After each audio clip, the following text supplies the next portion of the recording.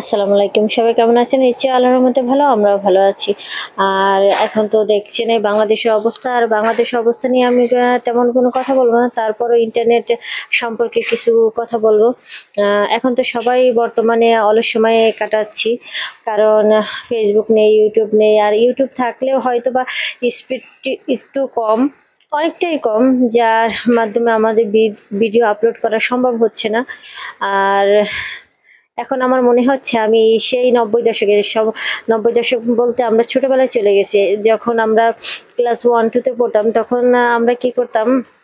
তখন তো মোবাইল ছিল না, ইন্টারনেট ছিল না, টিভিও তখন ছিল না। টিভি দেখতে অনেকের ঘরে যাওয়া লাগতো।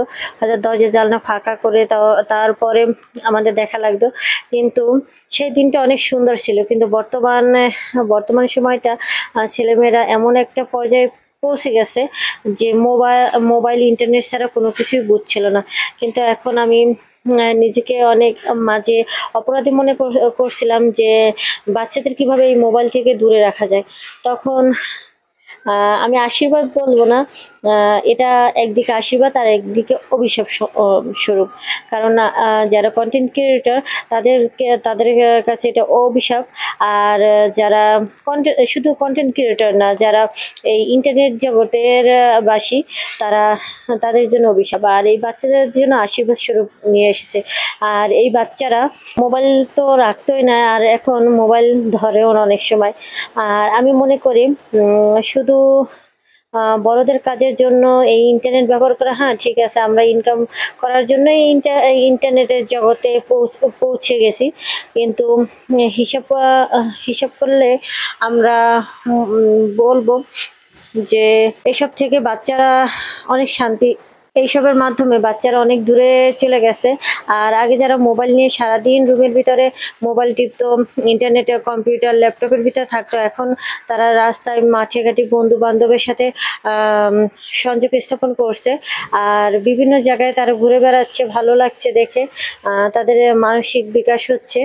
আর যখন মোবাইল ইন্টারনেট ছিল, তখন আমাদের মনে হতো যে বাচ্চারা কেন খেলে না?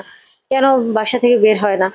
আর এখন আমাদের মনে হয় যে না, একটু স্বস্তির নিঃশ্বাস হয়তোবা আমরাও ছেড়েছি, মায়েরা। তাই আমাদের বাচ্চাদের জন্য এটি আশীর্বাদ স্বরূপ।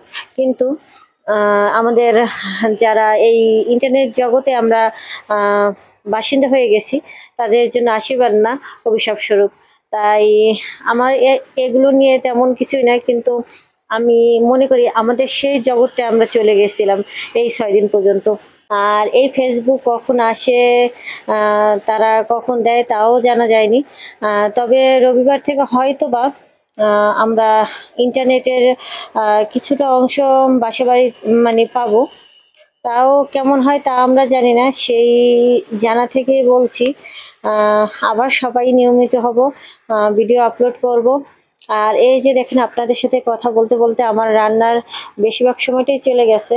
আজকে আমি খুব তাড়াতাড়ি বাজারগুলো নিয়ে এসেছিলাম। কিন্তু বাজার আনলেও এই রান্নাগুলো হয়নি। কারণ খুব দ্রুত আমার রান্নাগুলো শেষ করতে হয়েছিল। তাই সামান্য রান্না দিয়ে আপনাদের আজকে আমি এই ভিডিওটি তৈরি করেছি, বাসার কোনো কাজে না। আর যদি এখানে আমার কোনো ভুল হয়ে থাকে, সবাই ক্ষমা সুন্দর দৃষ্টিতে দেখবেন। আর আমার ভিডিওটি যদি কেউ ভালো লেগে থাকে, সবাই একটা লাইক দিয়ে যাবেন। আর এদিকে এই আলু ভাজি হয়ে গেছে আমার রান্না। এই আলু ভাজিটা একমাত্র রুটির সাথে অনেক যায়। তাই সবাই ভালো থাকবেন, সুস্থ থাকবেন। আসসালামু আলাইকুম।